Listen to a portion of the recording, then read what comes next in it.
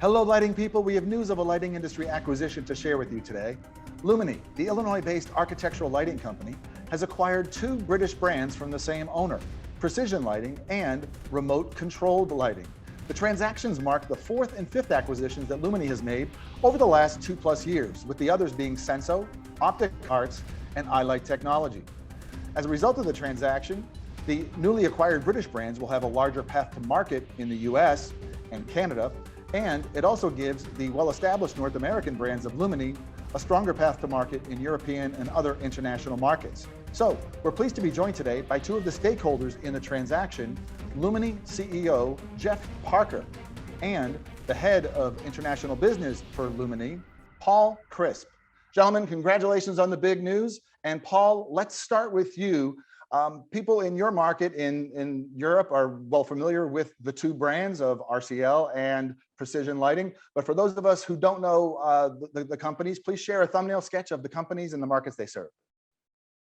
Thank you, Al, and delighted to be here today. I mean, what links both businesses actually is their real focus around providing tools for lighting designers. That's really the core of the business for a long time. And it still is, and it's one of the reasons we're very delighted to have been involved with both businesses. I suppose the clue is in the title with both businesses. Remote control lighting are really a pioneer and world leader in sort of combining excellence in optics along with a motorized unit and a control system. And they particularly focus around applications where the user wants a highly configurable type solution. So they want to change the configuration from one day to the next. So places like high-end ballrooms where you have different numbers of tables from one function to the next. With the remote control lighting system, we can pin spot each table individually on one day, and without the need to climb up ladders and all the sort of things that you'd have done in the past, we can actually remotely reset that configuration in that room to actually pin spot a new set of tables. Precision lighting really is a bit more broader product range. Again, is about combining precision engineering along with actually excellence in optics and excellence in lighting performance. Particularly focused a bit more around the directional lighting area with a particular speciality around miniaturization and accent lighting. Again, typical similar type of range of product of vertical markets.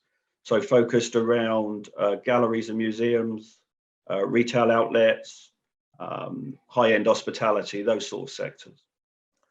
Jeff, let's turn to you. When you consider the markets that Luminii currently serves, you certainly have lots of point sources and linear fixtures that are certainly undoubtedly sold in larger volumes, but you also have a lot of very specialized architectural fixtures that might find themselves in the middle or towards the bottom of various light fixture schedules. So how does the acquisition of Precision and remote controlled lighting enhance the already robust portfolio of Luminii? So first of all, thanks for having us, Al. You know, when we go out and look at these companies, I guess we start with, do they have great people? Do they have a shared passion and culture? We generally look at people that have innovative products, great quality and service, but really where we always say they give a shit because light matters. On a higher level, we look at the next generation trends in lighting. We think that lighting should be made to order. It should be modular, should be custom, designed to fit the environment. We believe lighting should be user configurable. They should be able to reposition, change the color, change the beam, change the direction by themselves. We believe miniaturization is very important. This will this will drive design with new LEDs, micro optics. It'll enable new form factors across the board. And then we believe lighting should be local and personal. So there should be sensor-informed control, connectivity. In the future, this will drive business analytics. And last of all, we think lighting has a big play to promote health, well-being, and productivity. So when we go out and look at companies, and we looked at over 34 different companies we did due diligence on before we came down to RCL and Precision. And if you think about those, just give you two examples. I'll give you a large example that Paul just said. You know, in the ballroom example, you know, remote controlled lighting, you know, it's designed to fit the environment. It's user configurable. You know, they redo the ballroom, they change the beam, they change the angle, all this kind of stuff. And precision lighting is the same in a different way. They have miniaturization. So they have these very, very small light sources. And I'll give you an example of a display case. So they have small light sources, they're user configurable, they're stackable, they're replaceable. It makes it local and personal. And so all of these reasons, and because they're focused on architectural lighting, we believe that light should be quiet, there should be no glare. And we think it's a combination of the fusion of optical design and ultra-modern aesthetics is how they kind of rose to the top. And those were the reasons we went after those guys. The other thing that I would say is when we look at acquisition strategies, we look at basically 4 different things and see how the companies can fit. You hit a little bit on this up front, but the 4 areas are, you know, do they expand our products? Do they bring us new technology? Can either company provide best business practice to each other, and do they expand the channels? And so when we looked at RCL and Precision, you know, if you take the first one, expand the products, you know, they bring us a lot of new products that are different than what's on our agents line cards and what we do today. So it's really a differentiation in the marketplace. And then the inverse of that is if you take something like Purify or Stenos, some of our new stuff, we believe this fits very well with the European and international markets. On the new technology side, remote control lighting brings us a lot of IP and know-how. And this is around remote control, it's around commissioning, and it really provides a barrier to entry for other people in the future, both from a technical and IP point of view. So we looked at a lot of that. And then the inverse of that, we think Luminii can bring some optical design, some semiconductor experience, some phosphor/color experience. And if you combine all this, we think you know, it can really expand the technology. Best practices across the board, we always look at that in our current companies and new companies and apply those. And as you mentioned up front, the channel expansion, you know, RCL, PLL, you know, expands us in Europe internationally. It's one of the reasons Paul's been looking at all these different companies. And then, you know, Luminii, we bring their stuff to US and Canada. And the example I can give you is if you take remote control lighting, they only have a couple of regional sales managers in the US and Canada.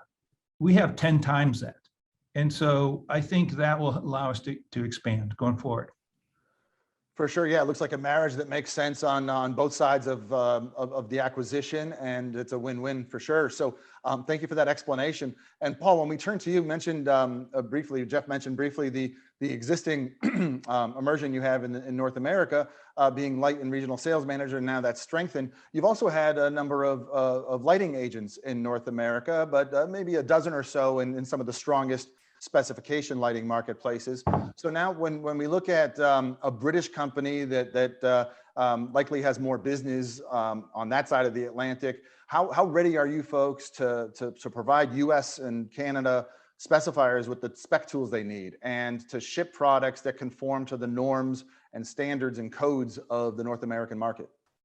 Yeah, interesting question, Al. I think the business recognized a couple of years ago, actually, the opportunity in the North American market, and broadly set about designing all new products with an eye on the American market a couple of years ago. So nowadays, when you look at the line card for both businesses, virtually everything that's on the website, everything that's on the sellable product list is certified and ready to be sold in the US, and actually is being sold in the US.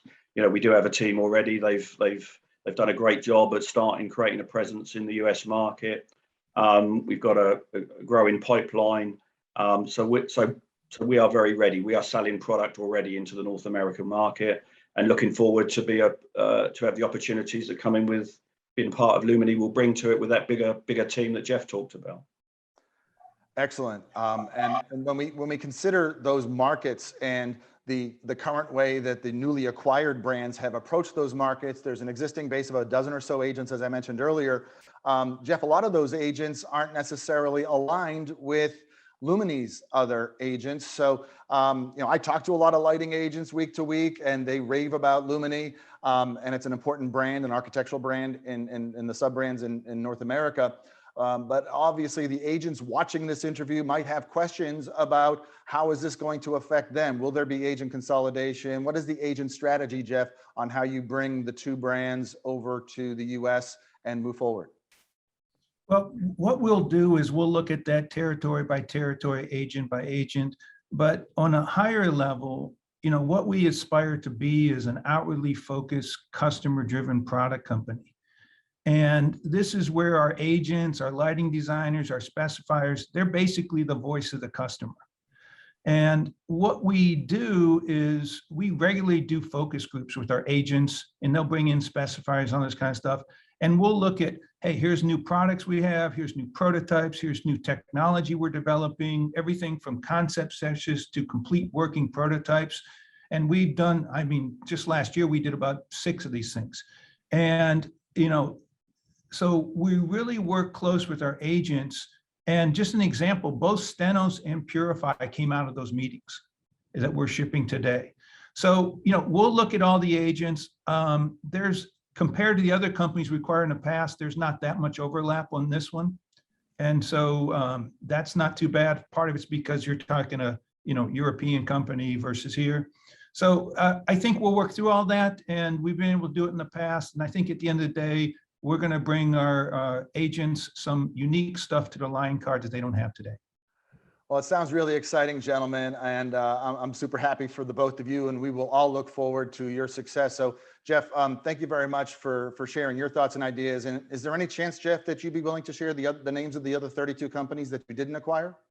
It was 34, and we do have a list, and the answer is probably no.